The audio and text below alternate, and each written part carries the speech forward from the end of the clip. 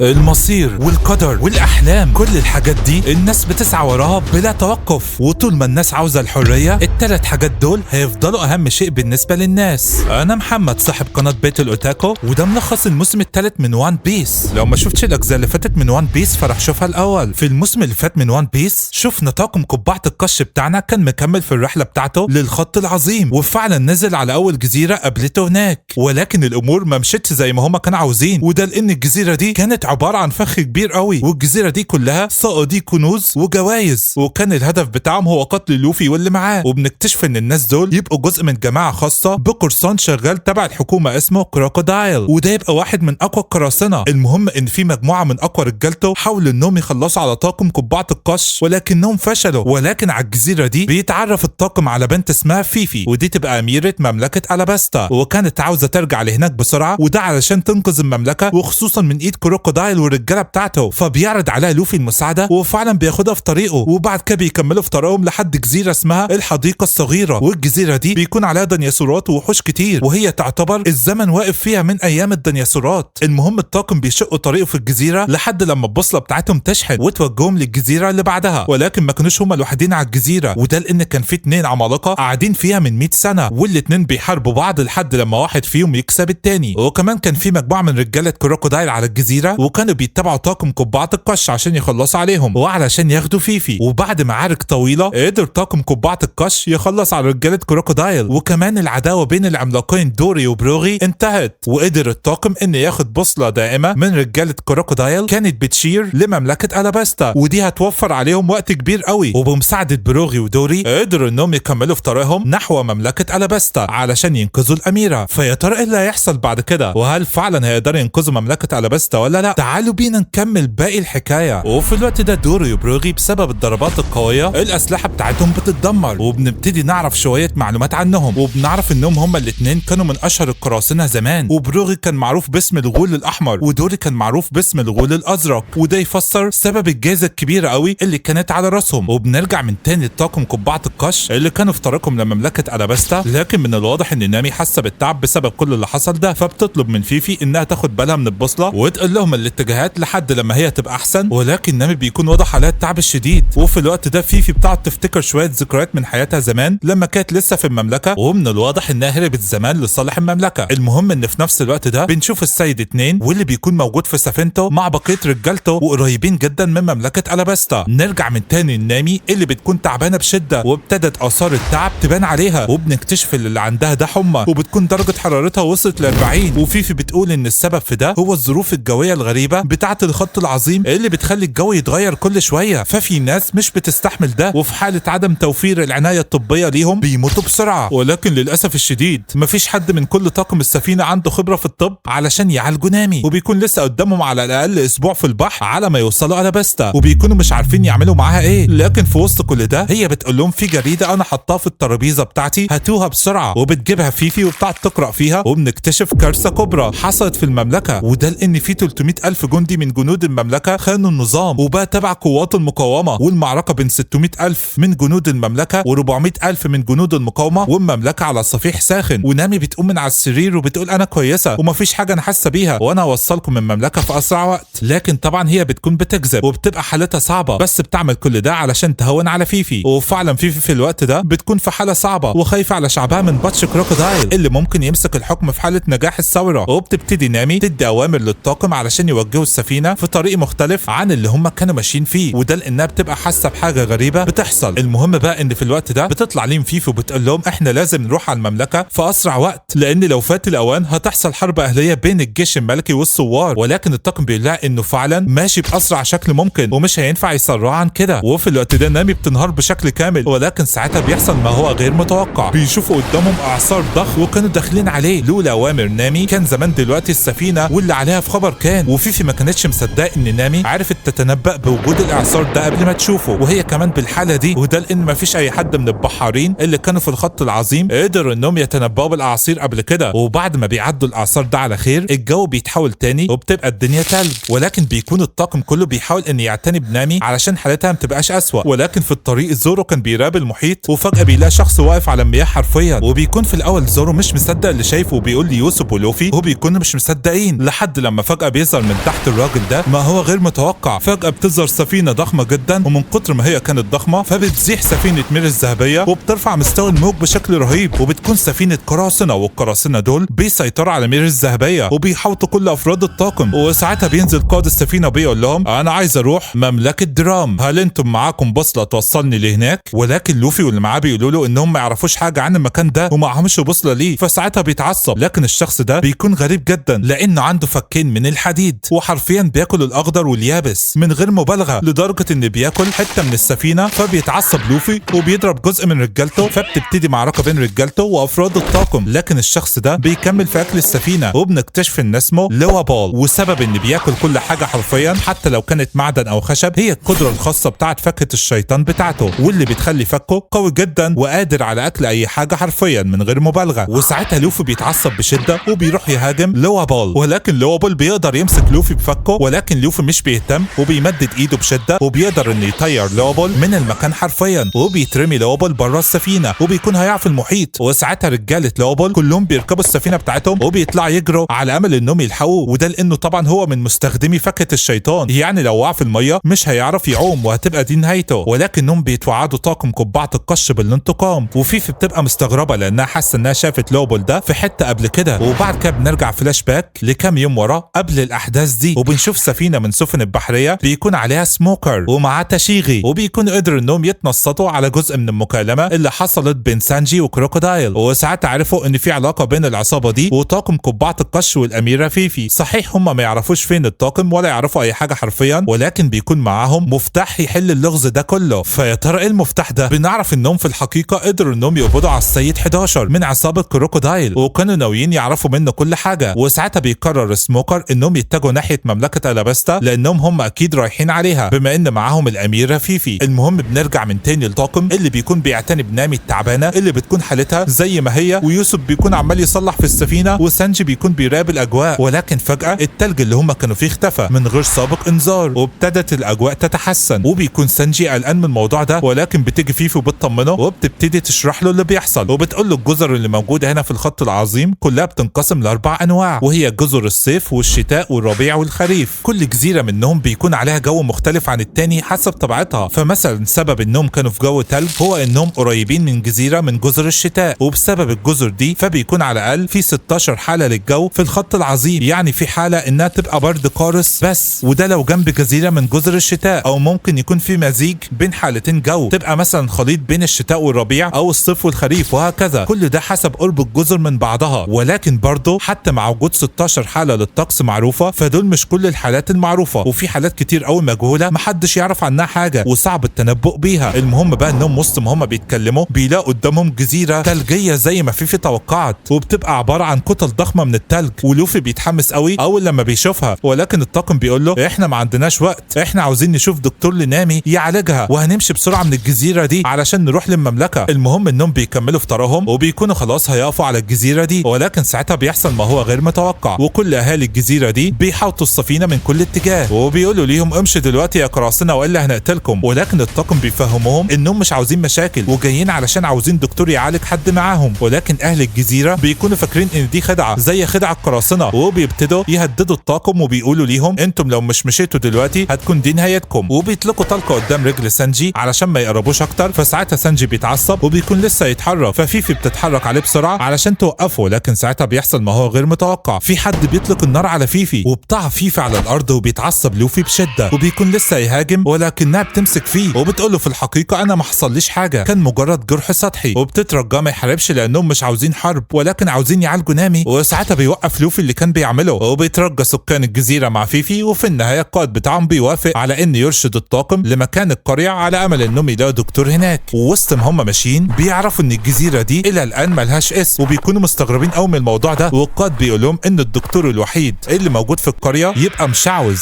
يعني مش دكتور عادي. وبيكملوا في طريقهم لحد لما بيوصلوا للقرية المعروفة بس قرية القرن الكبير. واول لما بيوصلوا للقرية بيقرر القائد واللي بنعرف اللي اسمه الدولاتون ان يسيبهم يتجولوا لوحدهم من غير حراسة. وفي الاول بيكون الكل معترض على القرار ده، ولكنه بيقول لهم انا شايف انهم مش بيشكلوا علينا اي تهديد، فعلشان كده انا هسيبهم براحتهم من غير حراسة. وفي النهاية بيوافقوا، ولكن دولاتون بيفضل هو معاهم وبياخدهم على بيته، وبنعرف ان يبقى قائد فرقة الحرس بتاعة القرية، وبيقعد بيتكلم مع فيفي وبيقول لها انا حاسس اني شفتك قبل كده، انت شكلك مش غريب عليا. ولكن ساعتها فيفي بتقعد تتوه في الكلام وبتقول له هنشوف الموضوع ده بعيد، ولكن دلوقتي خلينا في البنت الغلبانه اللي درجه حرارتها وصلت ل 42. وساعتها دولتون بيقعد يوصف ليهم مكان الدكتور اللي المفروض ان على قمه جبل قريب اسمه جبل درام روك. وبيقعد دولتون يتكلم وبيقول على الجبل ده هيبقى موجود هناك قلعه، القلعه دي هتلاقي فيها الدكتور الوحيد في المدينه او اللي الناس بيقول عليها المشعوذه واسمها كوريها. وبيكون سانجي مستغرب من المكان اللي هي فيه وبيقول ازاي المرضى بيوصلوا ليها. فدولتون بيقول له هي صحيح تعتبر الدكتوره الوحيده عندنا وهي من اشطر الدكاتره اللي ممكن تشوفهم، ولكن هي ست غريبه ومجنونه وعندها في حدود 140 سنه، وده يفسر ليه هي مجنونه. وبيقول دولتون معلومه غريبه قوي عن الدكتوره دي انها بتحب برقوق مخلل، وحسب كلام دولتون فالست دي دايما بتبقى في القلعه بتاعتها، ولكن في اوقات معينه بتنزل بمزاجها القريه وبتعالج شويه من المرضى، وفي المقابل بتاخد اي حاجه هي عاوزاها من البيت بتاعهم وبترجع تاني. وبيكون الطاقم مستغرب ازاي عجوزه زي دي قادره على انها تتحرك وتنزل من الجبل التلجي ده لحد القريه وترجع تاني. فساعتها دولتون بيقول محدش عارف بالظبط، ولكن في اشاعات بتقول انها عندها مزلجه زي بتاعه بابا نويل وبتطير بيها، وكل الحاجات الغريبه اللي هي بتعملها دي الناس بتسميها بالمشعوذه. المهم بقى ان لوفي بيقرر انهم لازم يروحوا هناك باسرع وقت ممكن، وعلشان كده هو هيتسلق الجبل وعلى ظهره نامي. وفي الاول الكل بيكون معترض، ولكن نامي بنفسها بتوافق على الخطه دي وبيبتدوا يستعدوا. المهم بقى بيروح لوفي وهو شايل نامي ومعاه سانجي على الجبل، ولكن فيفي ويوسف بيقعدوا في القريه مع دولتون، وده لانهم هيكون مالهمش لازمه في الرحله دي وممكن يسببوا مشاكل اصلا. وبيقعد يتكلم معاهم وبيقول لهم انه اسف على الاستقبال السيء ده، ولكن القريه هنا مش بتحب القراصنه، وده بسبب ان من فتره جه 5 قراصنه قائدهم واحد اسمه اللحيه السوداء وقدروا انهم يدمروا المكان بالكامل. وصحيح بالرغم من انهم دمروا المكان ولكن ده كان في صالح القريه، وده لانهم فلتوا من حكم المملكه اللي كانوا تحتيها اللي كان اسمها مملكه درام، وكان اسم الملك بتاعها هو وابل. وساعتها بيفتكر الطاقم وابل ابو فك حديدي اللي كانوا لسه بيحاربوه من شويه قبل ما يجوا الجزيره دي، وبنعرف ان هو والطاقم بتاعه يبقوا مش قراصنه ولا حاجه، ولكن بيقولوا كده كنوع من انواع التمويه. والجزيره الثلجيه دي كانت جزء من مملكه وابل، وكان حكمه شديد وقاسي لحد لما جه اللحيه السوداء ورجالته. واول لما رجاله وابل شافوا قوه طاقم اللحيه السوداء هربوا بسرعه وحتى ما حاولوش ينقذوا السكان. بس من ساعتها بقى ودولتون واهل القريه بيحاولوا انهم يكونوا منفردين بالحكم لوحدهم، بس لما بيعرف من فيفي ويوسف ان وابل قريب بيتوتر وبيخاف لاحسن يكون جاي ليهم من تاني علشان يحتلهم. وبنشوف في نفس الوقت ده سفينه وابل اللي بيكونوا في عرض المحيط، وفجاه بيشوفوا الجزيره الثلجيه من بعيد، وده بعد ما بحثوا عنها لشهور وبيتجهوا ليها. نرجع من تاني لوفي وسانجي اللي بيكونوا في طريقهم للجبل، ولكن بيقابلوا ارانب مفترسه ولكن مش بتشكل ليهم عائق، وبيتفادوا الضربات بتاعتها لحد لما بيوصلوا لمنطقه بتكون مليانه ارانب مفترسه، والارانب بتكون هتعطلهم. فبيقرر سانجي انه يخلص عليهم كلهم علشان يوصلوا في اقرب وقت ممكن، ولكن بيطلب من لوفي انه ما يتحركش، وده علشان ما يسيبش نامي. وفعلا بيبتدي سانجي يحاربهم، ولكن بتكون ركلاته ضعيفه وده بسبب تراكم التلج على رجله، والارانب بتكون بتحاول انها تضرب لوفي ولكنه بيقعد يتفادى الضربات، وبيفضل سانجي يضرب في شويه منهم ويتفادوا ضربات شويه، وهكذا لحد لما بيدركوا ان عدد الارانب كتير قوي فبيطلعوا يهربوا بعيد عنهم. وفي الوقت ده بنرجع من تاني لدولتون وفيفي ويوسف، وبيكون دولتون مستغرب هم ازاي قراصنه ومعهمش دكتور وعددهم قليل قوي ورايحين للخط العظيم. لكن في اثناء ما هم بيتكلموا بتيجي ست من القريه وبتقول لهم في الحقيقه المشعوذه مش في البيت، لكن دي هنا في قريه مجاوره لينا، والقريه دي بيبقى اسمها كوكوويد. طبعا الخبر ده بيكون صدمه بالنسبه ليهم، فبيطلعوا بسرعه يلحقوا بيهم علشان يلحقوهم قبل ما يفوت الاوان. وفي الوقت ده بنشوف كوريها ومعاها غزال اسمه تشوبر، وبيكونوا في قريه كوكوويد، وبيدخلوا الحانه. بيكون صاحب الحانه دي عنده طفل، والطفل ده تعبان بقاله فتره، فهي بتعالجه وبتعمل ليه عمليه جراحيه، وفي المقابل بتبقى عاوزه تاخد 50% من ارباح المحل. لكن ساعتها الطفل بيشكرها فبتقول خلاص انا هخلي النسبه 49 بس، وبتمشي. وبعد كده بنرجع من تاني لدولتون واللي معاه، وبيقعد يحكي اليوم عن ماضيه، وبنكتشف ان في الحقيقه مش قروي عادي ولكنه كان واحد من جنود المملكه اللي بيحكمها وابل، ولكن الكلام ده كان من زمان ايام ابو وابل. ولكن لما مات الاب وجه وابل للحكم كل حاجه اتغيرت للأسوأ، وده لانه قرر ان ينفي كل الاطباء من المدينه ويسيب امهر 20 واحد يكونوا بيخدموا المملكه كلها، وده يفسر ليه مفيش دكاتره في القريه، وبيكون بيعمل كده علشان يستنفع من الفلوس بتاعه الاطباء اللي هيبقى الكشف عندهم غالي جدا، وفي نفس الوقت يسيطر على كل اهل المملكه ويخلي مفيش حد يخرج عن طوعه. المهم بقى بنرجع من تاني لدولتون في الوقت الحاضر اللي كان راح للمدينه اللي راحت ليها الدكتوره، ولكنها كانت مشيت بالفعل وكان بيشوف راحت فين. بس في الوقت ده بيجي واحد من الحراس بتاعه الجزيره وبيكون على حافه الموت، وبيتكلم مع دولتون وبيقول له احنا تمت مهاجمتنا من وابل والرجاله بتاعته وكل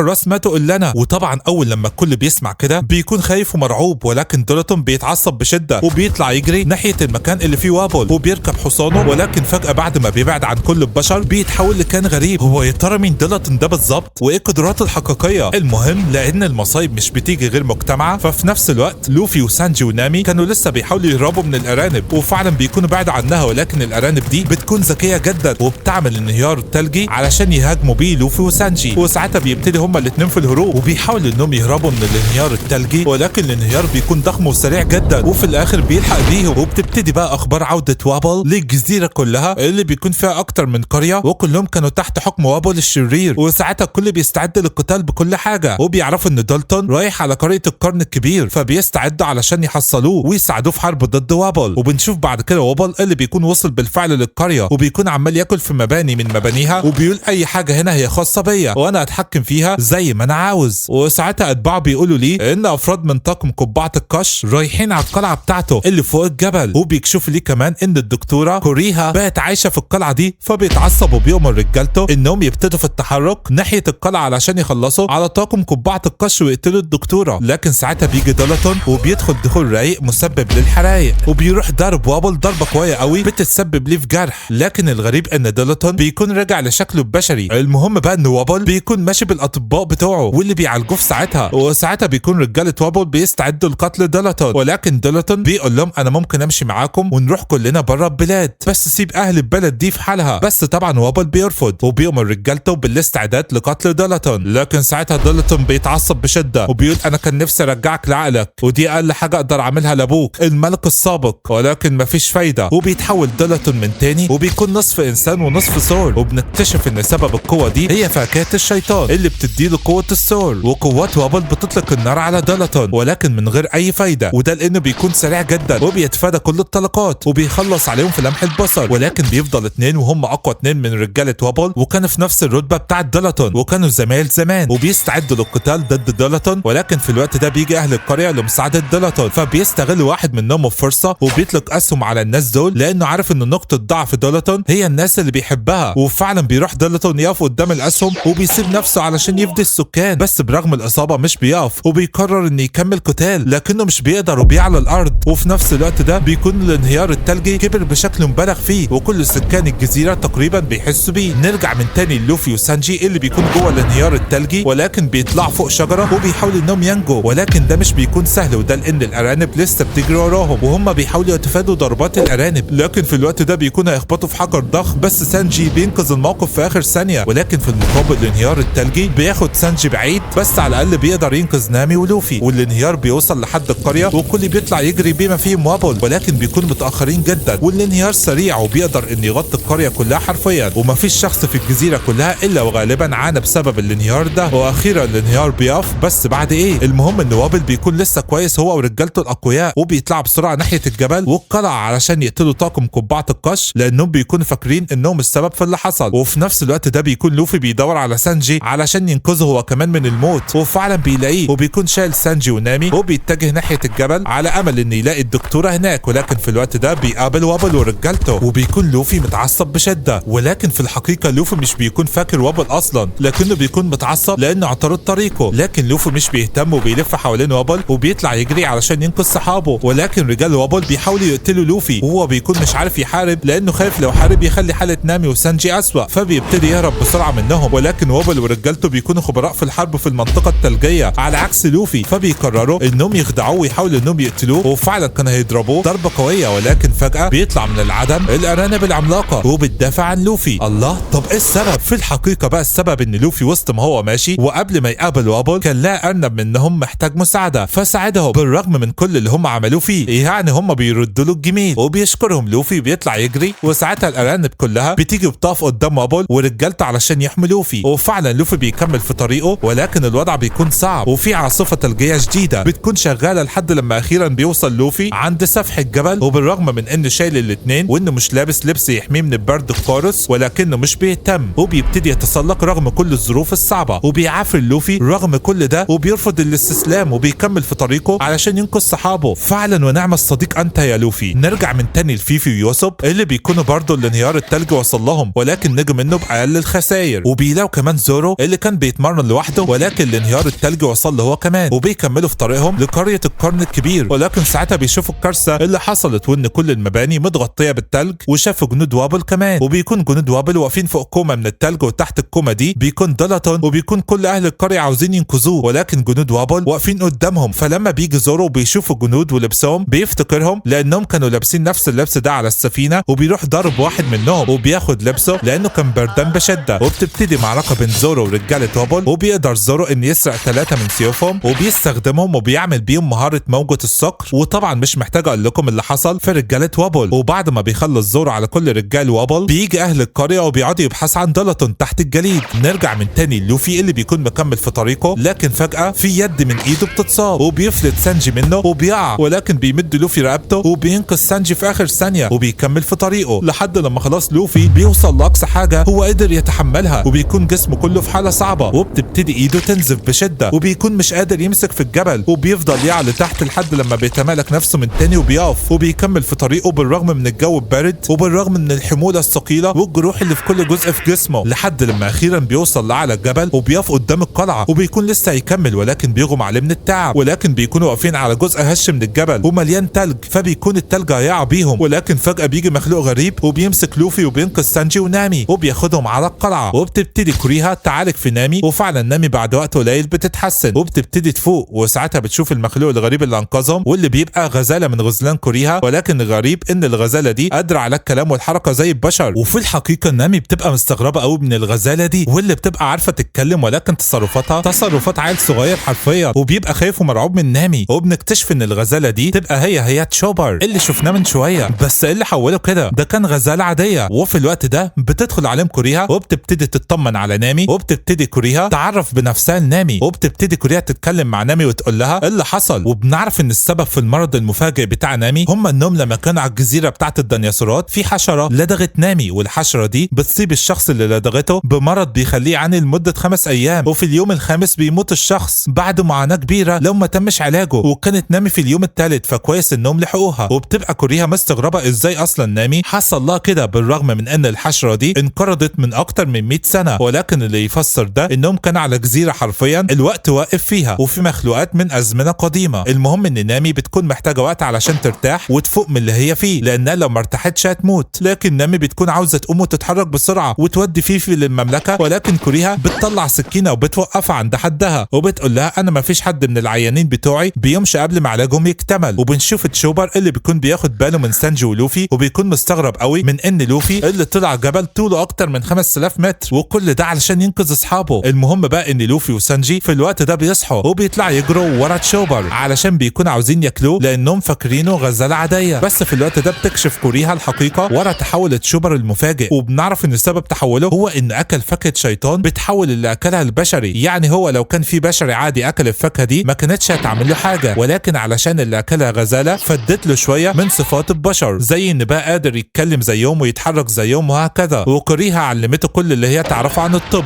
المهم بقى انهم بيعملوا اكل لوفي وسانجي قبل ما ياكلوا تشوبر، وبيطلب لوفي من كوريها انها تبقى جزء من الطاقم بتاعه، لانه اكيد هيحتاج دكتور شاطر معاه في رحلته، لان الرحله لسه بتبدا حرفيا، ده احنا لسه قدامنا بتاع 1100 حلقه. المهم نرجع لموضوعنا. كوريها بترفض العرض وبتقول انها مش مهتمه بالبحر ولا بالقراصنه، ولكن ساعتها تشوبر بيجي وبيطلع يجري وراهم، وده لانهم عاوزين يطبخوه. فبتطلع كوريها تجري وراهم وبتكون عاوزه تقتلهم، وساعتها بيكتشف لوفي وسانجي ان القلعه كبيره قوي ومجمده بشكل كامل يعتبر. وفي الوقت ده بيكون تشوبر بيتكلم مع نامي، وبيكون في الاول خايف منها وشايف انها قرصانه شريره، ولكن هي بتعرض عليه ان يبقى جزء من الطاقم بتاعهم، ولكن بيكون خايف منها وبيقول لها ما ينفعش الغزلان يعيشوا مع البشر، وبعدين انا مناخيري لونها ازرق. وبعد كده بتيجي كوريها وبتتكلم مع نامي وبتقول لها في الحقيقه لو عاوزه تاخدي تشوبر انا ما عنديش مشكله، بس شوفي هتقنعيه ازاي، لانه في الحقيقه عنده مشاكل نفسيه، وده لان القطيع بتاعه سابه وهو صغير لوحده، وده بسبب مناخيره اللي لونها ازرق، لحد ما في يوم اكل فاكهه الشيطان بالغلط، وساعتها بقى نص انسان ونص غزاله، وهو في الحقيقه مش غزاله قوي، هو حيوان اسمه رنة، والرنة شبه الغزلان، بس انا بقول عليه غزاله لان دي الحاجه المعروفه بينا. المهم ان بعد ما بقى نص ونص القطيع بتاعه كرهه اكتر وما بقاش يحبه، فتم طرده من القطيع، فقرر ان يروح يعيش مع البشر على اساس ان يبقى بشري، ولكن البشر خافوا منه وحاولوا يقتلوه. نرجع بقى من تاني لوفي وسانجي وهم بيكتشفوا القلعه، شافوا باب مفتوح فاستغربوا وكانوا عاوزين يقفلوه، ولكن تشوبر بيجي وبيتحول حرفيا 180 درجه، وبيكون طول بعرض وعضلات وبيمنعهم من انهم يقفلوا الباب، وده لان الباب ده فوقيه عش طيور. فساعتها هم بيستغربوا وبيدركوا انه مش غزاله عاديه، ولما بيمشي بيقولوا عليه وحش. فبيسمع تشوبر الكلام ده وبيتضايق، ولكن لانهم مجانين فبيكونوا عاوزين يضموا له الفريق بتاعهم. المهم بقى بيروح رايح لوفي ورا الواد تشوبر وبيعرض عليه الدخول في الطاقم وبيقول له انا نفسي انك تبقى صديقي. لكن تشوبر بيكون مستغرب من الكلام وبيكون حاسس ان في حاجه غلط وبيرفض العرض. وبنعرف بقى بقيه قصه تشوبر. اللي حصل انه بعد ما راح القريه القرويين فضلوا يطاردوه وضربوا عليه النار واصابوه بشده في كل حته في جسمه، وكان مرمي في الغابه لوحده مصاب وبينزف وحالته حاله، لحد لما بيجي شخص اسمه هيرو لوك